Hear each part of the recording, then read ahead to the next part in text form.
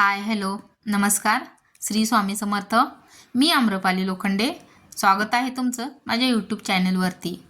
तर बघा, आज आपण या व्हिडिओमध्ये स्वामींविषयी पाहणार आहोत. स्वामी भक्ती पाहणार आहोत. स्वामी भक्ती केल्यानंतर काय प्रचिती येते हे देखील या व्हिडिओमध्ये पाहणार आहोत. तर हा व्हिडिओ स्किप न करता पूर्ण तुम्ही पाहावा अशी माझी मनापासून इच्छा आहे. कारण आपण मनापासून स्वामींचं नाव घेतलं, नामस्मरण केलं तर खरंच काय प्रचिती येते, स्वामींनी आपल्याला काय संदेश देतात, स्वामींचे काय काय वाक्य आहेत ते आपण या व्हिडिओमधून पाहूयात. चला तर मग सुरू करूयात. तर नक्की स्वामी शक्ती म्हणजे काय?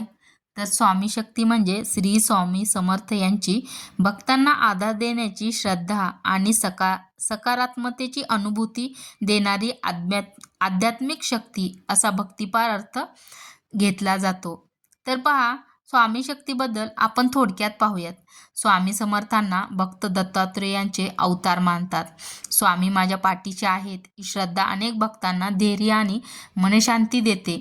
संकटाच्या काळात स्वामींचे नामस्मरण, प्रार्थना आणि चांगले कर्म करण्याची प्रेरणा मिळू शकते. स्वामींची प्रसिद्धी मंत्र श्री स्वामी समर्थ असा आहे.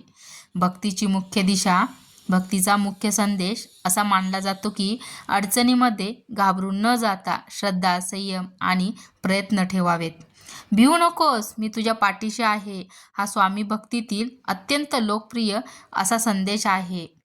स्वामी शक्तीची काही अद्भुत चिन्हे तुम्हाला अजून मी पुढे सांगणार आहे. स्वामी भक्तांनो, आपल्या आयुष्यात अनेक वेळा अशा घटना घडतात ज्यांचे उत्तर आपल्याला लगेच मिळत नसते. पण स्वामींवर श्रद्धा ठेवणाऱ्या भक्तांना त्या क्षणी एक वेगळाच आधार जाणवतो. स्वामींची कृपा आणि भक्ती आपल्या जीवनात कशी जाणवू शकते याचे आपण 5 भक्तिपूर्ण चिन्हे पाहणार आहोत. तर चला, पहिलं चिन्ह असं असेल की संकटाच्या वेळी अचानक धैर्य मिळणे. तर त्यामध्ये मोठी अडचण आली असताना मन खचण्याऐवजी अचानक मनात धैर्य निर्माण होते. तर ते स्वामींच्या नामस्मरणातून मिळालेल्या आध्यात्मिक आधाराची अनुभूती असू शकते, बरोबर ना?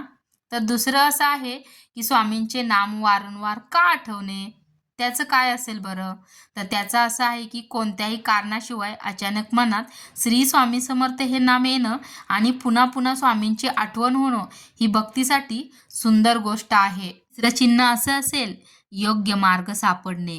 तर एखाद्या समस्येमध्ये काय करावे हे समजत नसताना योग्य व्यक्तीची मदत मिळणे किंवा योग्य निर्णय घेण्याची बुद्धी मिळणे याकडे भक्त स्वामींच्या कृपेच्या रूपात पाहतात.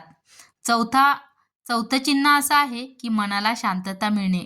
स्वामींचे दर्शन, नामस्मरण किंवा प्रार्थना केल्यानंतर मनातील चिंता कमी होऊन शांत वाटणे ही भक्तीची सकारात्मक अनुभूती आहे. 5वं चिन्ह असं आहे, अडचण असूनही विश्वास टिकून राहणे. म्हणजे कितीही अडचण असू द्या पण आपला स्वामींवरचा विश्वास अजिबात कायम राहतो. त्यांच्यावरती विश्वास आपला विश्वास त्यांच्यावरता उडत नाही, असं आहे ते चिन्ह. तर त्याच्यामध्ये असं आहे, परिस्थिती कठीण असली तरी स्वामी माझ्या पाठीशी आहेत असा विश्वास मनात नेहमी भक्तांच्या टिकून राहतो. हे भक्तासाठी सर्वात मोठे बळ आहे. तर शेवटी एवढेच की स्वामींची भक्ती म्हणजे चमत्काराची वाट पाहणे नव्हे, तर संकटात धैर्य ठेवणे, चांगले कर्म करणे, संयम राखणे आणि श्रद्धेने पुढे जाणे. स्वामी काय सांगतात बघा. स्वामी सांगतात की कुणालाही न दुखवता जगणं यापेक्षा सुंदर कर्म कुठलंही नसेल आणि हे ज्याला कळालं त्याला दुसरं पुण्य कमवण्याची गरज नाही. स्वामी सांगतात, खरं बोलून एखाद्याला नाराज करा पण खोटे बोलून त्याचं मन जिंकण्याचा कधीच प्रयत्न करू नका. फक्त मनापासून स्वामी नामस्मरण तुम्ही बोलत राहा.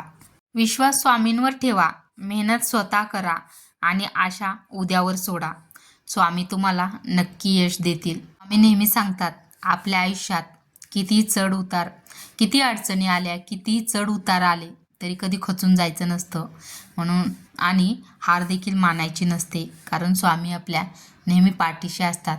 आपली भक्ती नेहमी आपल्या कामी येत असते. गुरुचरित्रामध्ये म्हटलंच आहे, निराकार गुरु, गुरु रे निर्गुण, गुरु सृष्टीकर, गुरु विश्वंभर, गुरु विना नोहे साधू मुनिजन, गुरु विन साहू कैसे जीवन, गुरु विना नाही तर नर नारायण, गुरुचरित्राचे कर पारायण. श्री स्वामी